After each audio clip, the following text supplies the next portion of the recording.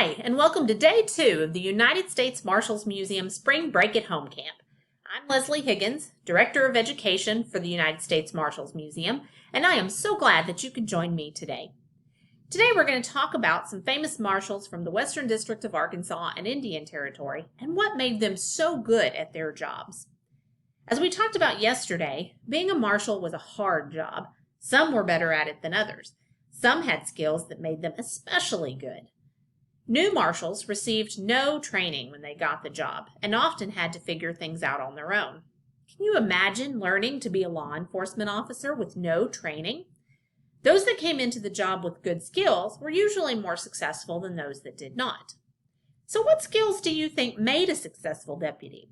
Let's take a look at some of those now. The first skill is knowing the land. As I mentioned yesterday, the Western District of Arkansas and Indian Territory covered an area of over 74,000 square miles. This is a huge amount of space, especially considering most of the time there were less than 200 deputy marshals working there. Even at a full 200 deputies, that makes 370 square miles per deputy, a huge area. Deputies who knew the layout of the land and the places where outlaws like to hide, maybe in caves like this one, were more likely to be able to catch them. They knew where to look and where to hide themselves. Another useful skill was knowing the native tribes and languages. There were 5 primary tribes and several smaller ones in Indian Territory during the late 1800s. Some deputies were able to learn or at least become familiar with one or more of the native languages. There were also those among the tribes that spoke English. Tribal members could help deputy marshals locate outlaws hiding in their area. Deputy marshals would also sometimes work with the Native American light horsemen.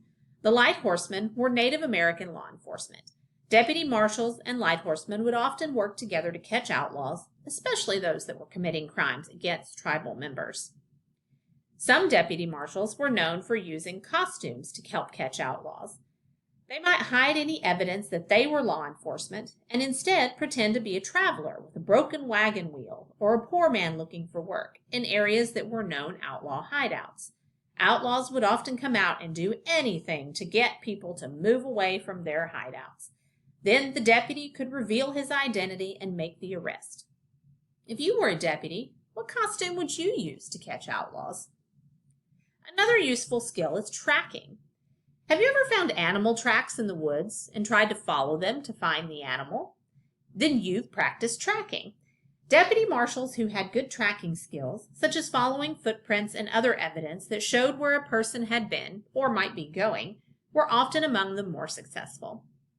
So now that we know what helped them to be successful, let's look at a few of the marshals who were famous for their skills in the Western District and Indian Territory. Our first two are Bass Reeves and Grant Johnson. You see Bass here on your left and Grant Johnson on your right. These were two of the first African American deputy marshals west of the Mississippi River. They had similar stories. Both escaped slavery before the Civil War and lived among the Native American tribes in Indian Territory until the war was over and they were free. While living with the tribes, they learned the lay of the land, native languages, native tracking skills, and more. Several of those skills we just discussed. Bass Reeves also became known for his use of costumes and decoys. A statue of Bass Reeves now stands in downtown Fort Smith. Some other famous deputies are now known as the Three Guardsmen of Oklahoma.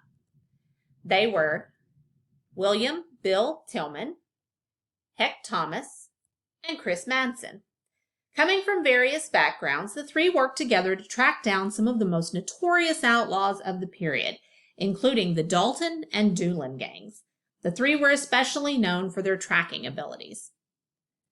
Another famous deputy was Eli Hickman Heck Bruner, known as Heck to his friends. He was well known for chasing down notorious outlaws throughout Indian Territory, including Cherokee Bill and Ned Christie. He was known for his investigative skills. So I hope you've enjoyed learning about some of the famous marshals from the Western District and Indian Territory. What skills do you have that would make you a good marshal? Your activity for today is to design a badge. During this time period, there was no official badge that the marshals carried. In fact, they wouldn't have an official badge for another 50 years. In your camp kit, you'll find 2 badge shapes that were common during the time period. Feel free to choose one or decorate both. You can use your kit crayons and any leftover materials from your shadow box yesterday or any other materials you have at home to decorate your badges. If you have some time, also check out the suggested activity for today. The marshals are and always have been located nationwide. Do some research on some historical marshals in your area. Pick one that sounds interesting to you and see what you can learn. Thank you for joining me today, and I hope you'll join me tomorrow for day 3 as we look at some of the well-known outlaws in Indian Territory. Have a wonderful day.